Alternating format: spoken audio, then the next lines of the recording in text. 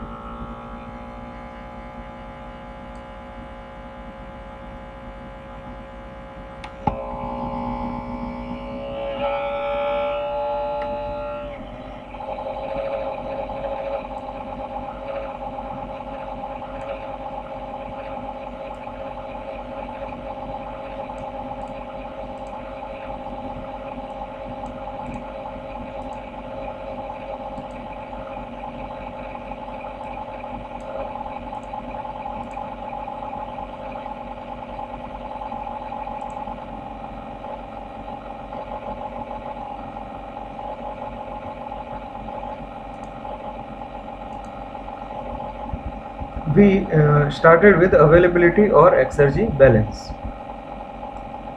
Here we found that energy is always conserved, but exergy is not generally conserved, but it is destroyed by irreversibilities. When the closed system is allowed to undergo a spontaneous change from the given state to that state, the exergy is completely destroyed without producing any work. So during spontaneous processes, exergy is completely destroyed. So here at the steady state we have energy in minus energy out is equal to 0. That is the energy conservation principle. While exergy in minus exergy out is not 0 but it is equal to exergy destroyed. Then we started with exergy balance for a closed system. Here we applied the first law and second law for this closed system, and we combined them together to obtain the change in the availability or exergy balance. And we obtained the formula in the rate form also. And we found that the exergy of isolated system can never increase.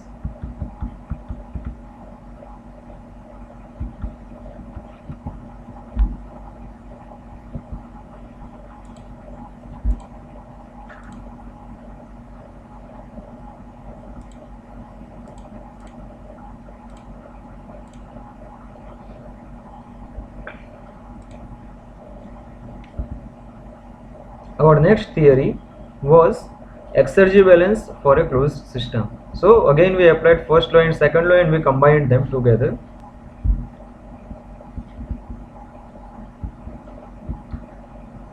And finally we obtained the exergy balance or difference in availability.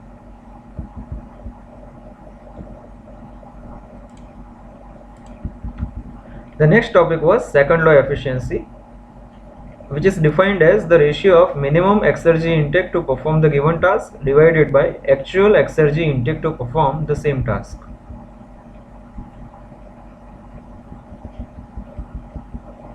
And we obtained this formula that the second law efficiency is ratio of first law efficiency to Carnot efficiency. We also applied for the application of solar energy where QR is available at the reservoir storage TR and QA is transferred by the solar collector at the temperature TA. Next we also found the second law efficiency of a heat pump. Then we took few examples of second law efficiency, that is for turbine we obtained the second law efficiency, for compressor and pump third example was of heat exchanger, and fourth example was of mixing of two fluids. So these were few examples of second law efficiency. And this was one numerical that I gave you as a part of self-study, and I hope that you have already completed this numerical. This was end of exergy.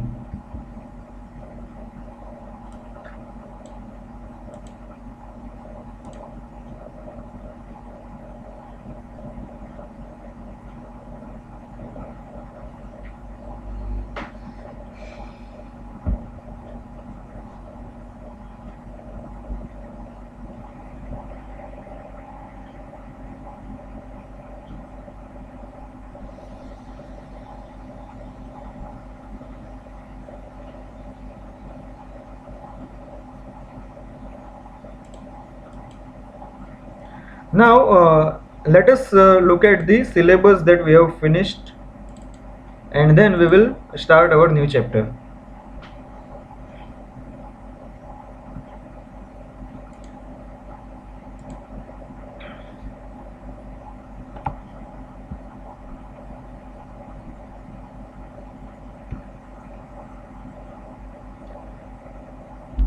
So we have completed first chapter, second chapter which contains first law and second law of thermodynamics, third chapter which contains entropy and exergy.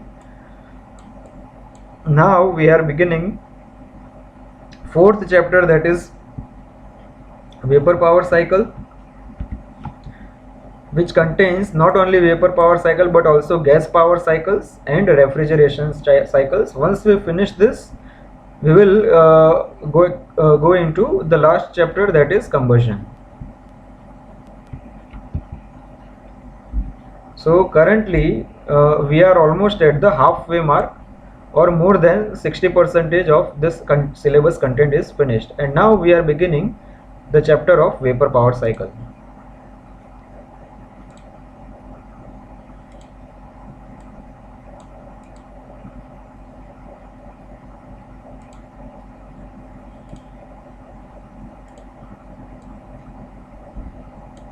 So let's begin.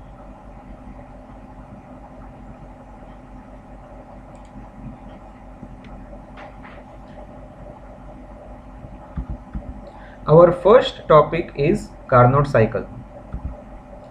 So first of all, we will focus on this figure, that is the schematic diagram for Carnot cycle. Here essentially we will be having four basic components in any form of thermodynamic cycle. First is boiler, in which we are supplying the heat, out of which we are getting steam as a working fluid. Here previously it was water when it was entering into boiler, and in boiler after application of heat we are getting steam, and this steam is being expanded into the turbine, as this steam is having much higher enthalpy, which will be able to run this turbine, and here we are getting this work output. So as you can see, in boiler we are supplying heat, in turbine we are getting work output. After that, this steam is being condensed into this condenser, where the heat is rejected to the cooling water, and after that here the water is being compressed, or fluid, for theoretically fluid is being compressed here in this compressor, because water cannot be compressed. So we will generalize this for a while, that here fluid is being compressed in this compressor, for which we need to provide the work input, and then it is going back into the boiler, and the same cycle is being repeated. You need to remember one very important thing here, that all this kind of cycles which we are going to study in this chapter as well as in gas power cycles, that all are functioning in clockwise direction. Okay, that is you can see the flow of fluid is in clockwise direction, and these are the PV and TS diagrams. So we will go through them in detail. Consider 1 kg of saturated water at pressure P1 and temperature T1. The cycle has four processes. First is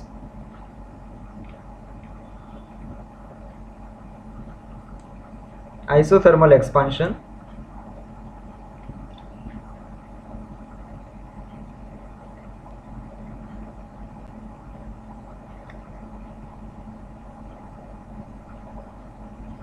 where the heat is supplied during the isothermal process, Qs is equal to H2 minus H1.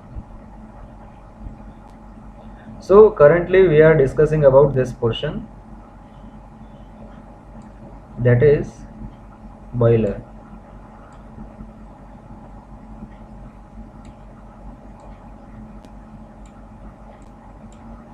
Okay, so here it is an isothermal expansion. As you can see, if you focus here, that is process 1 to 2,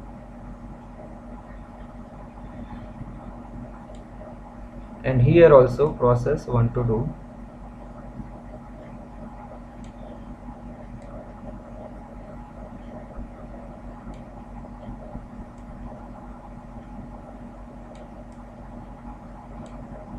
So here in this process 1 to 2, as you can see that volume is increasing here from V1 to V2.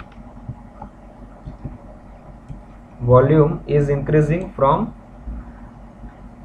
V1 to V2, and it is happening at constant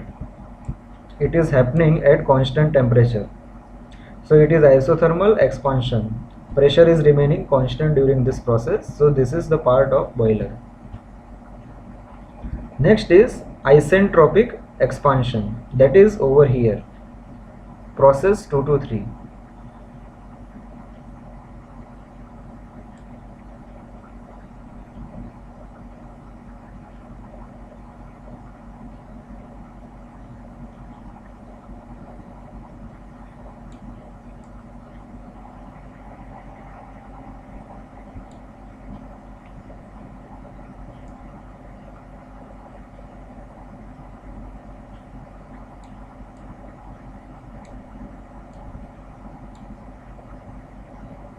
That is happening in turbine, that is the second component here.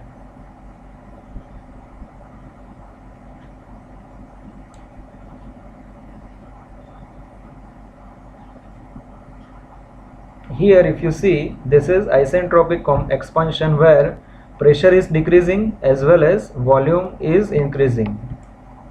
Here if you see, pressure is decreasing from P2 to P3, and here volume is increasing from V2 to V3, and here in this figure the temperature is decreasing, however the entropy is remaining constant. That is because the nature of this process is isentropic or reversible adiabatic. Third is isothermal compression, that is this portion which is happening in the heat rejection in condenser.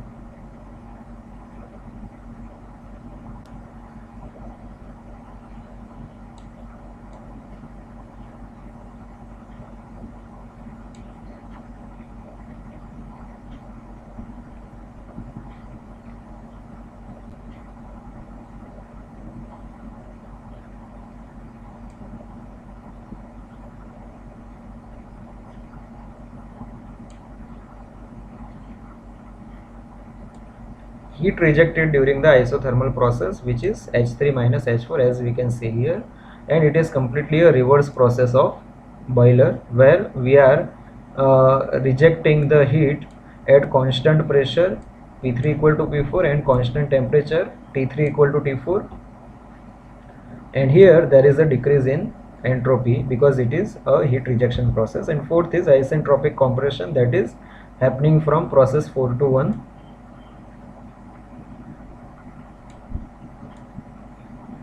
That is over here.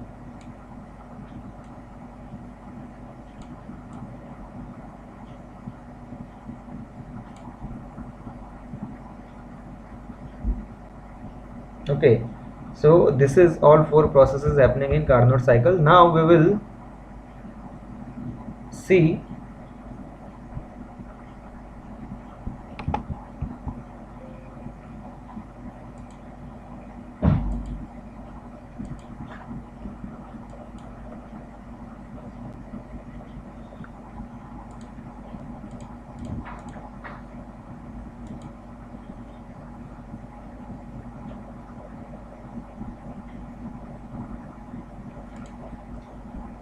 the limitations of Carnot cycle.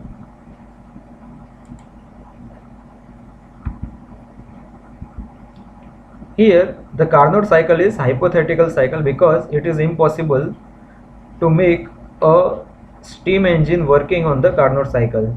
The reason behind this is, here process 421 is isentropic compression of wet vapor, and it is very difficult to achieve it because it tends to separate out from the liquid, tends to separate out from the vapor. So what is the meaning of this point here?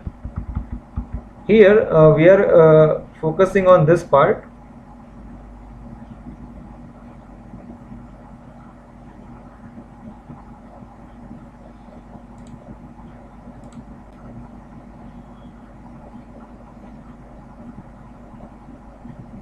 That is over here, that this entire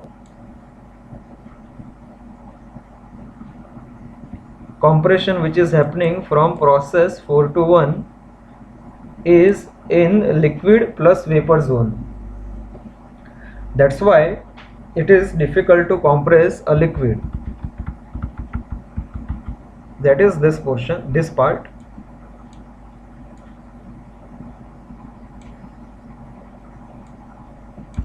Practically, compression and expansion processes are having irreversibility. So this will reduce the actual efficiency from the theoretical cycle. To achieve the superheating of steam at constant temperature, the pressure has to be reduced. It means that the expansion and heat addition is to be done simultaneously, which are practically difficult. So here, if you see in this figure, the heat addition process, that is over here, the heat addition process is being done at constant temperature. Over here, that is process 1 to 2, heat addition is done at constant temperature. So if we need to move into the superheat zone, then to maintain that constant temperature, the pressure has to be reduced. Okay, so here two things are happening, that temperature has to remain constant and we need to achieve superheat.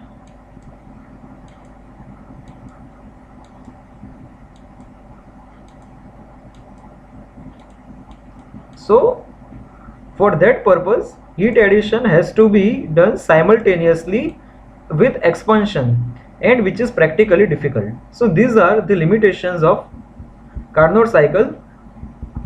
We have left the thermal efficiency of Carnot cycle, which we are doing right now.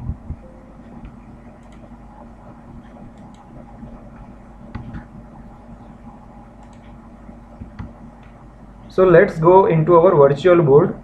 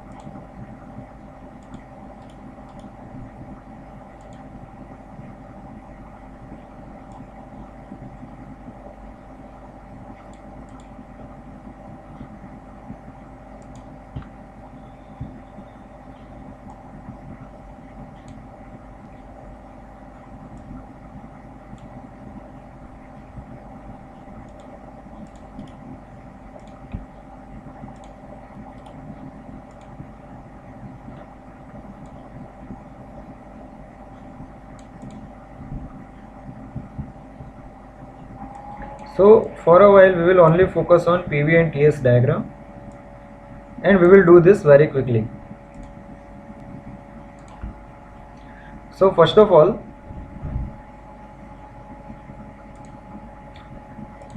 the heat which is added is Q1, which is equal to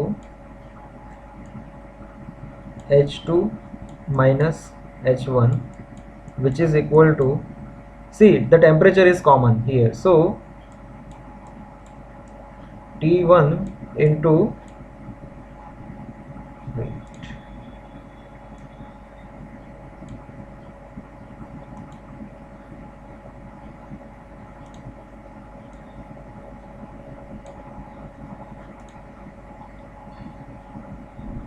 T2 S2 minus T1 S1.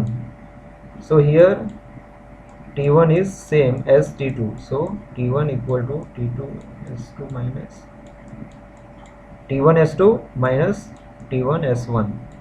So finally what we are getting, we can take T1 common, so S2 minus S1, that is the value of Q1.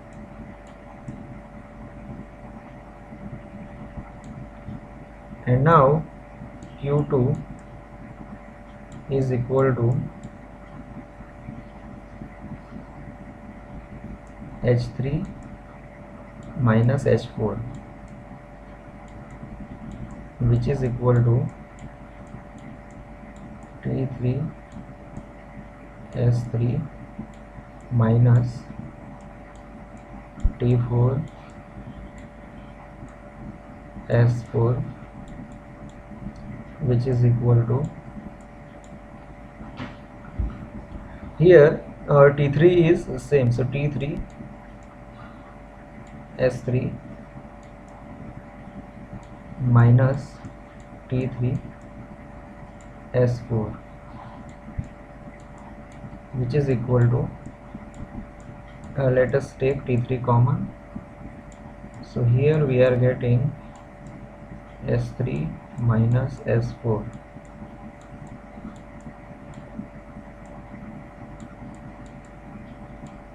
This is Q2. So here W net can be written as Q1 minus Q2, so eta Carnot equal to W net upon Q1, and here Q1 minus Q2 divided by Q1,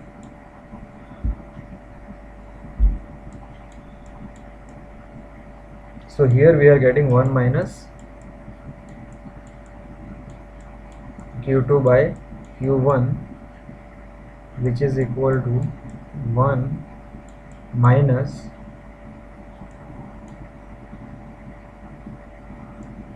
T3 S3 minus S4 divided by T1 into S2 minus S1. Now if you see here, this difference is equal to this difference, so we can eliminate the entropy difference over here. So finally what we are getting is equal to 1 minus T3 by T1, this is the value of eta Carnot, that is T3 is the minimum temperature in the cycle and T1 is the maximum temperature in the cycle. So this is the derivation of Carnot efficiency.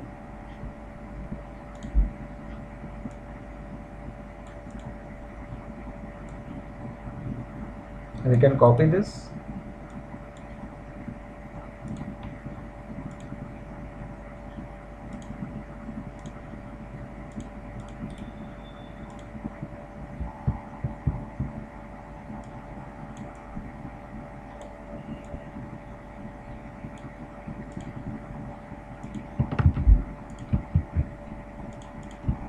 So these are the limitations that we have already discussed, and our next topic is Rankine cycle.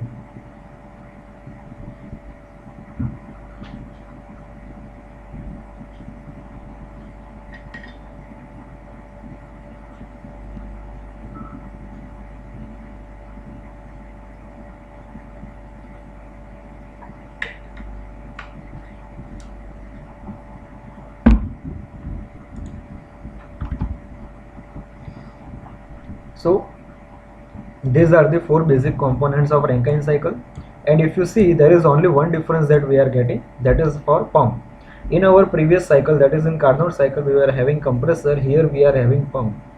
In previous theory I also discussed that water cannot be compressed, so here to replace that we are having a pump which will simply pump the water. Okay, so the remaining components are same, as you can see, boiler, turbine and condenser. The only difference coming is in pump. Now for the steam boiler, here the difference between Carnot cycle and Rankine cycle is in here in boiler we will have reversible constant pressure heating process of water to form the steam. So this will be here pressure will remain constant.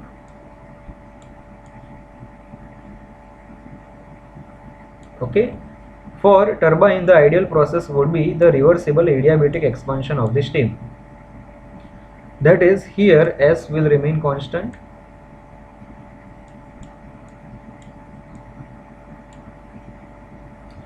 For condenser, it would be reversible constant pressure heat addition.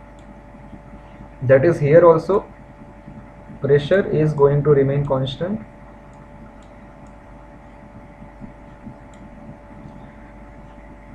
As the steam condenses till it becomes saturated liquid. And for pump, the ideal process would be adiabatic, reversible adiabatic compression of liquid. So here also we will have S is equal to C, and this will form our ideal cycle. This is being repeated.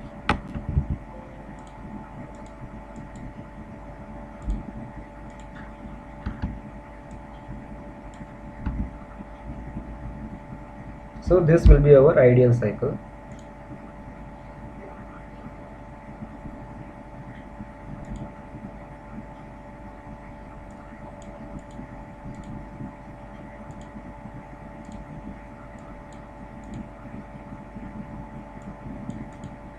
So this is very important slide to understand. Okay, here these are the PV and TS diagrams, PV, TS and HS diagram of Rankine cycle, where we should be very careful.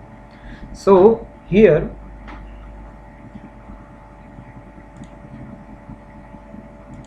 for any given pressure,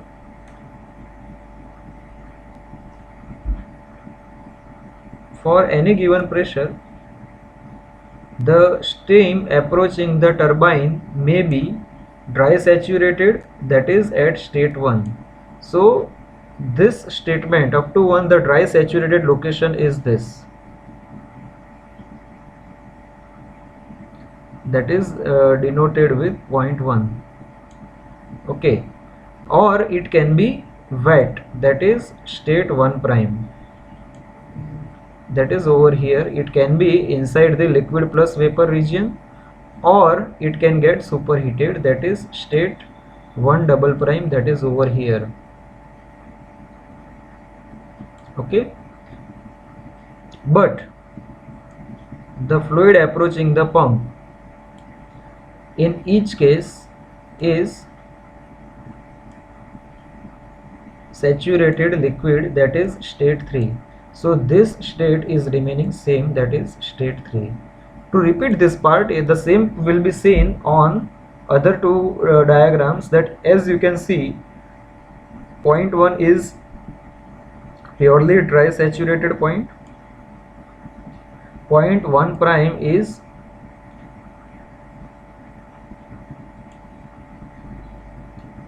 a wet vapor, that is 1 prime, and here 1 double prime is superheated vapor or steam.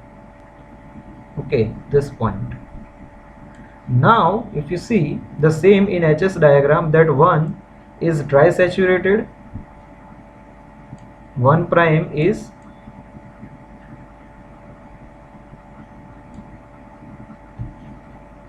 wet state, and one double prime is superheated. So here the point is that in each case the saturated liquid state we are getting, that is here also we are getting saturated liquid, and here also we are getting saturated liquid. Okay, now the steam expands reversibly and adiabatically in the turbine from state 1 to state 2. So to understand this part, here as you can see in turbine obviously it will be expansion, so volume will increase and pressure will decrease. So for dry saturated condition, this will be our expansion.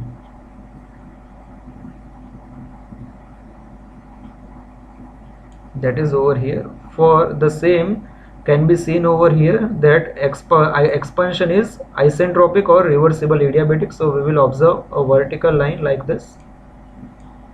We are considering the case of dry saturated right now. The same can be seen over here. Or in case of wet steam, that expansion in turbine will be this.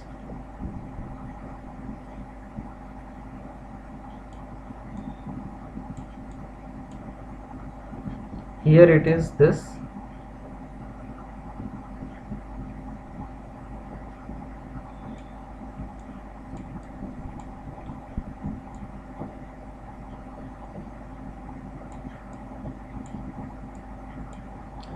And here in case of superheat it will be like this.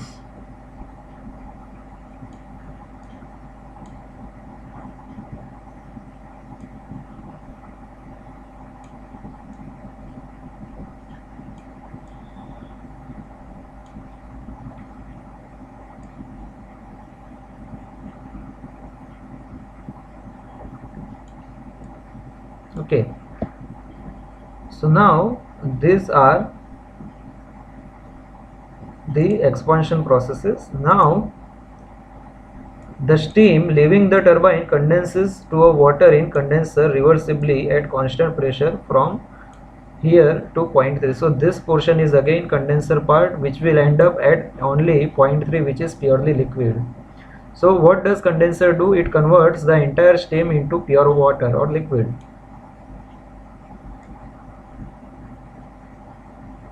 Over here.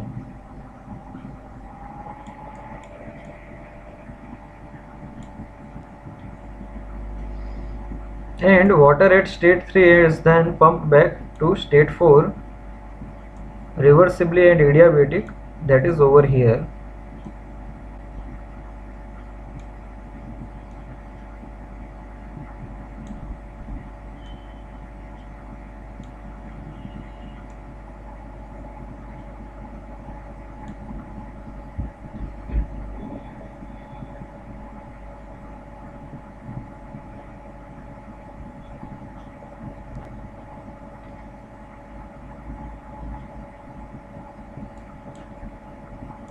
To form the steam reversibly at constant pressure from 4 to 1 or 1 prime or 1 double prime. So that is this portion.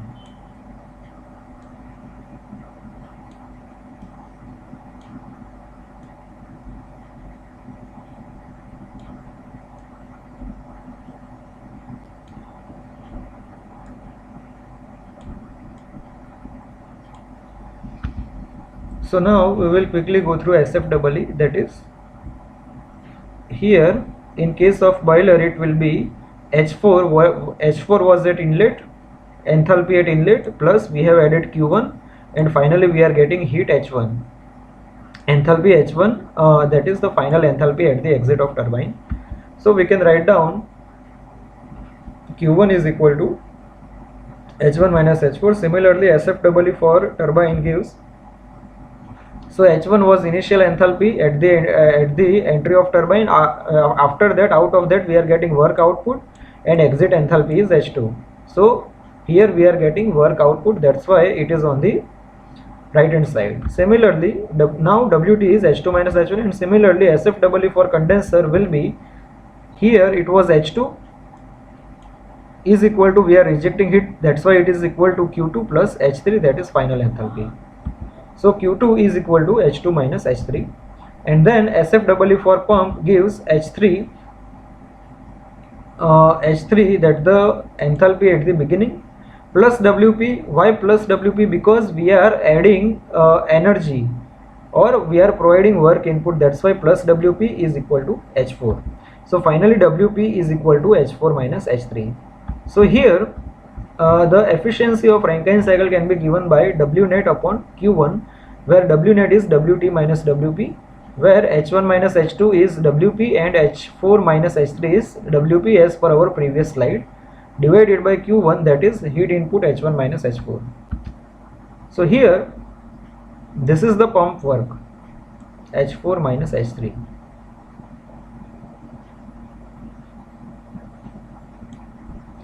The pump handles the liquid water which is incompressible, that is its density and specific volume undergoes little change with increase in pressure.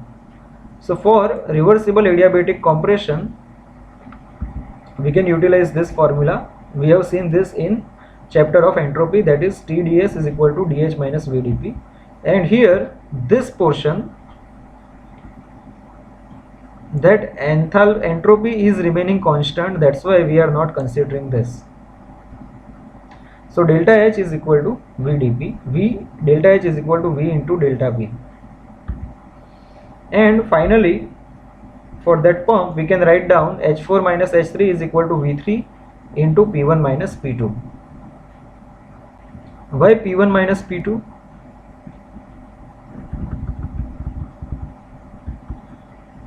Here if you see, delta H is equal to V delta P, delta H is equal to V delta P, and for case of pump we can write down H4 minus H3 is equal to, let us say V is constant, so here we are getting this should be P4 minus P3. So here what we are getting is, if you see P4 is equal to P1, so we can further write down this in this way, that instead of P4 we can write down P1 minus, instead of P3 we can write down P2.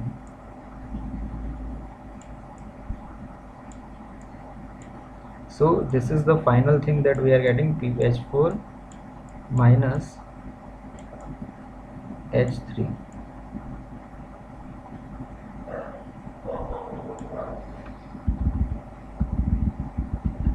So if V is in meter cube per kg and P is in bar, we need to add 10 raised to 5, because 1 bar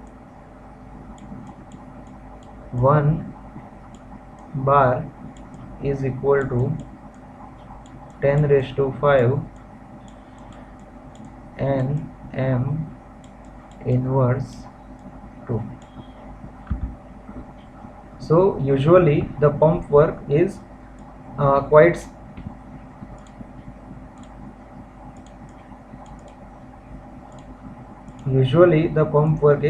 small compared to the turbine work, so sometimes it is neglected. So this entire term can also get neglected because of very small work involved. So finally we are getting this efficiency. Now in this figure, if we focus, the efficiency of Rankine cycle is presented graphically on this TS diagram. Q1 is the area that is from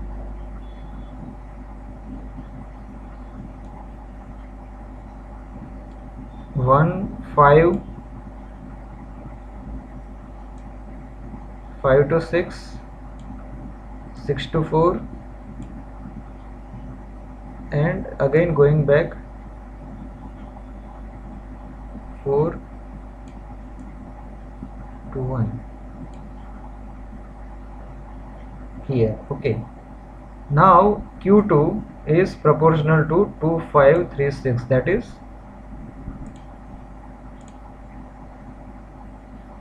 this region,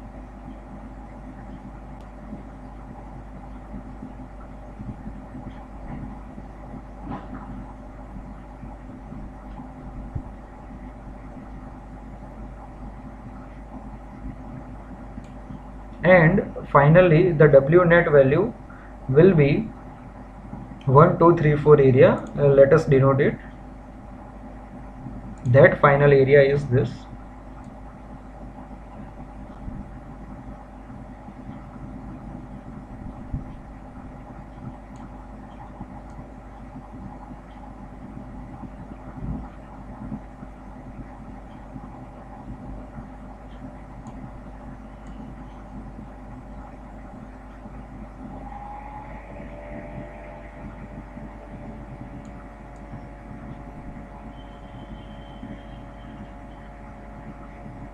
That is, this will be our work output, that is 1 2 3 4.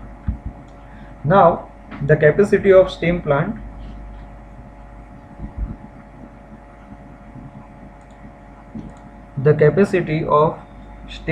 is often expressed in terms of steam rate, which is defined as the rate of steam flow in kg per hour required to produce unit shaft output, that is in 1 kilowatt. So we can say that steam rate is equal to 1 divided by Wt minus Wp in kg per kilowatt second. So to convert it into hours, we need to multiply it with 3600. So this is the formula for steam rate, and the efficiency is sometimes expressed as the heat rate, which is the rate of heat input Q1.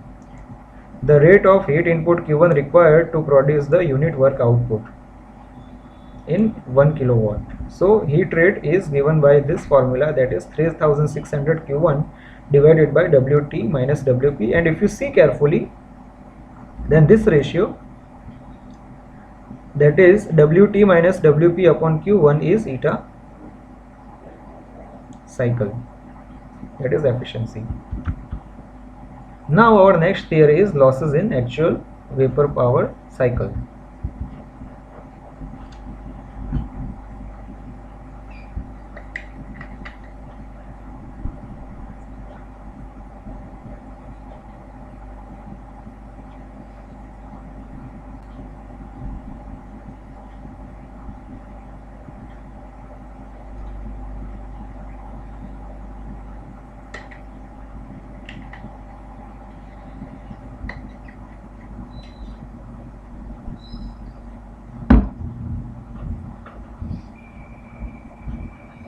So here let us discuss various losses which are happening here. We will discuss them one by one. First is piping losses.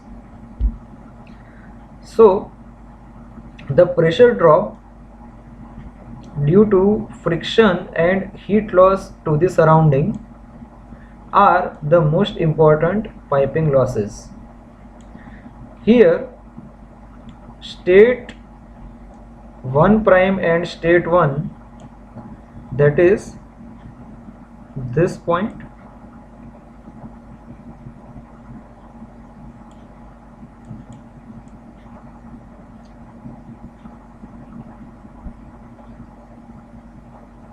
and this point,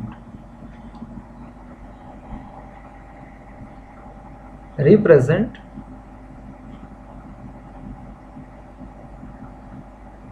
the states of steam leaving the boiler and entering the turbine respectively. That is, we are focusing on this 1 prime and 1.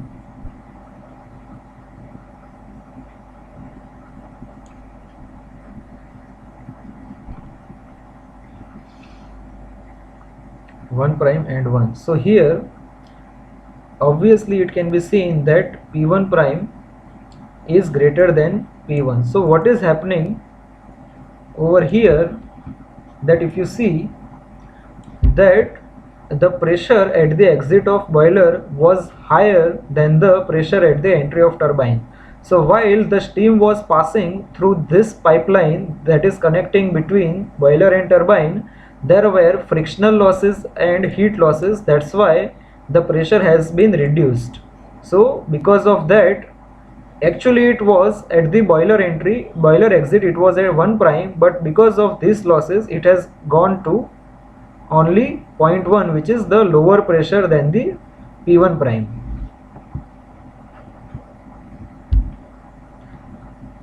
Now 1 prime to 1 double prime represents the frictional losses, that is over here. These are the frictional losses which are happening. Okay.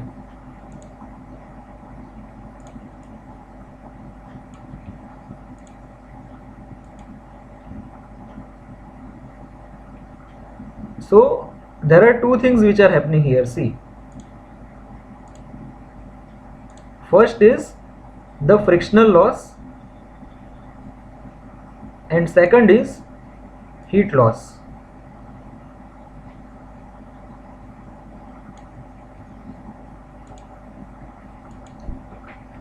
So here 1 prime to 1 represent the frictional losses and 1 double prime to 1, so this represent the heat loss.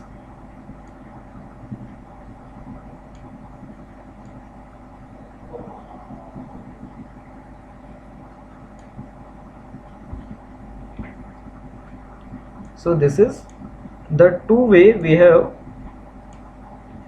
So if we zoom out for zoom this for convenience purpose, then it is like this. That is, this is 1 prime, 1 double prime, and this is 1. So what is happening over here is, this is frictional loss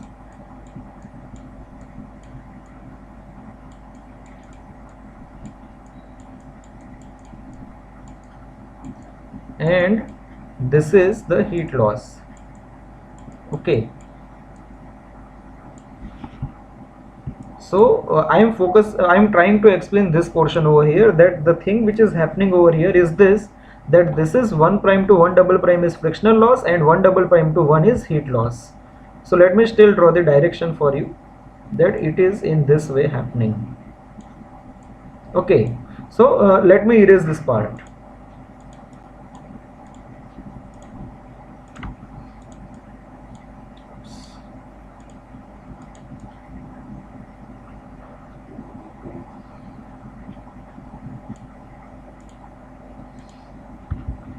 A similar loss in pressure drop in the boiler and also in the pipeline from the pump to boiler.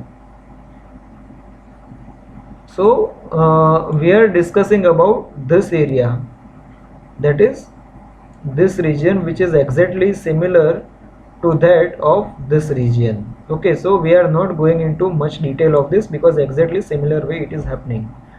Due to this pressure drop, the water entering the boiler must be pumped to much higher pressure than the desired steam pressure leaving the boiler, and it requires the additional pump work. So here let us say that pump is designed for P4 minus P3 pressure rise. Okay, ideally P4 minus P3 pressure rise, but as this kind of pressure drop are happening in the pipelines, we require to compensate this with P losses. So we need to add this much of loss in actual pumping work. So we need to provide more work input to compensate for this losses of piping. Second is turbine losses.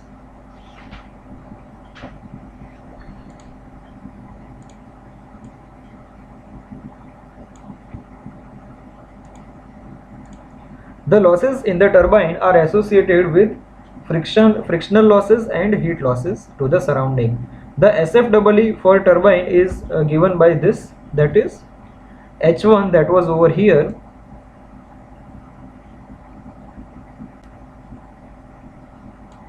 which is equal to H2 plus WT, that is work output, plus Q loss.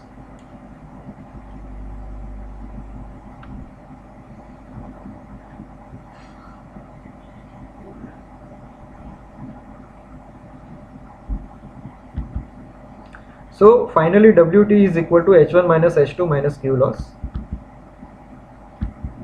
I have again repeated the same figure for the further explanation here, that in case of reversible adiabatic expansion, the path will be 1 to 2s, that is for reversible adiabatic it is from 1 to 2s. For ordinary real turbine, the heat loss is small and WT is H1 minus H2 with Q2 equal to 0. And since the actual turbine work is less than this, so here what we are getting is, in real cases we cannot achieve isentropic expansion, and in reality we will be having like this.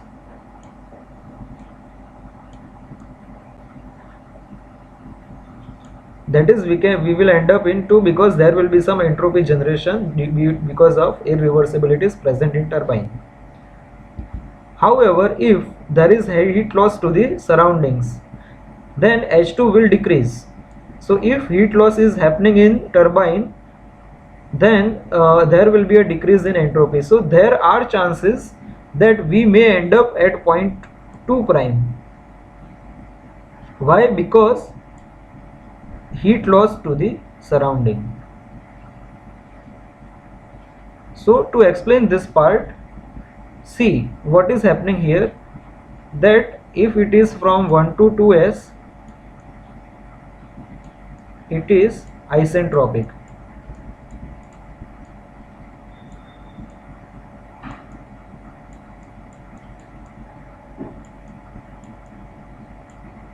Okay, if it is from 1 to 2, then it is actual process,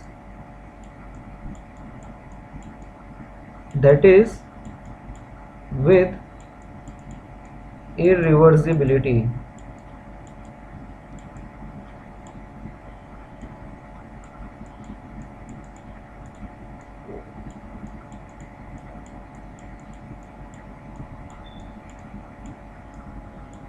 And if it is from 1 to 2 prime, then it will be plus heat loss to surrounding.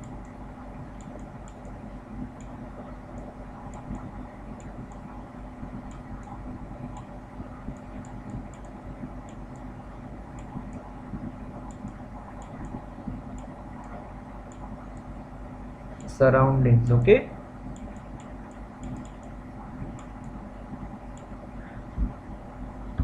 So the isentropic efficiency is given by this formula, that is WT, that is actual work, divided by ideal work.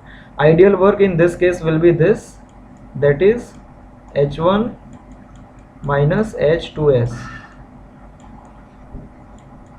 This will be our ideal work, and real work is this. We are considering this portion right now, that is this will be our real work, that is H1 minus H2. Pump loss, that is similar to those of in turbine, and these are primarily due to the irreversibilities present. So again here the only difference is the formula is reversed. Why? Because as pump is work consuming device, the actual work input will be more than the ideal work. So let me clarify this part, that this is actually here we are having actual work,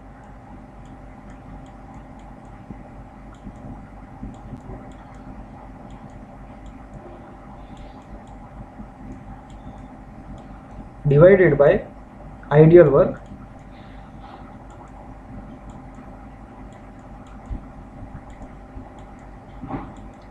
And here why it was like this, because the idea, this is work producing device, turbine is work producing device, that's why ideal work will be more than the actual work. However, in case of pump, which is work consuming device, here we are having this as here this is actual work,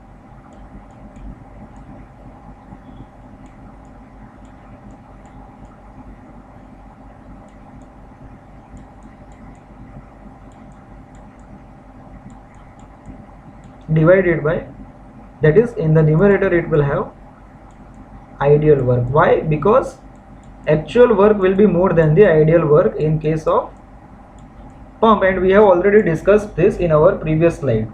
So this is the pump efficiency which is there. And next one is condenser losses, and here the condenser losses are usually small, and this includes the loss of pressure, and the cooling of condensate is below the saturation temperature. So these are small losses. Now comparison of Carnot and Rankine cycle.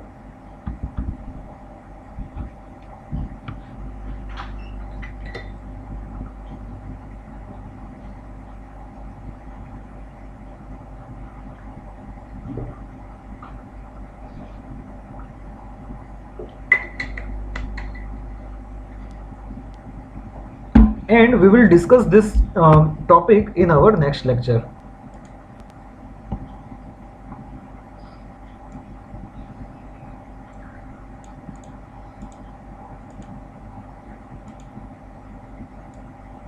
So let's quickly revisit the topics that we have studied today.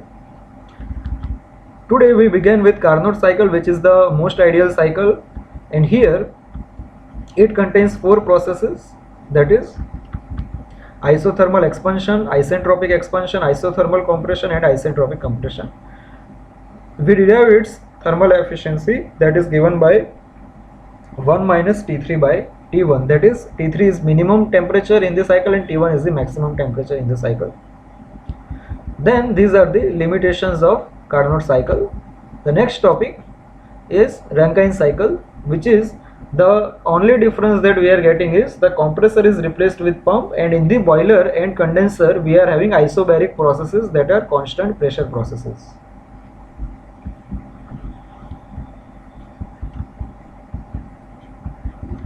So here we took 3 different cases, that at the exit of boiler we can have wet steam, dry saturated steam, or superheated steam, and accordingly we are getting the different kind of cycles for Rankine. And here we have applied the steady flow energy equation for all 4 components, and with that we obtained the efficiency of the Rankine cycle. The next was the definition of steam rate, which is given by 1 divided by Wt minus Wp, and heat rate, which is 3600 Q1 divided by Wt minus Wp. Then losses in actual vapor cycle. First is piping losses, which are happening due to friction and heat losses to the surrounding, and next was turbine losses, which is happening because of irreversibilities present in turbine.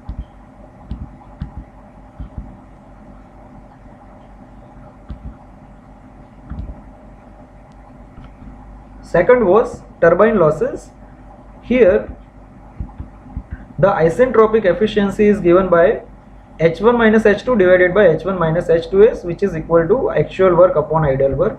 In case of pump loss, which is very similar to the turbine loss, the only difference is it is given by ratio of ideal work to the actual work. And last was condenser losses, which are due to the loss of pressure and cooling of condensate below the saturation temperature. So here the next topic is comparison between Rankine and Carnot cycle, that will be discussed in our next lecture.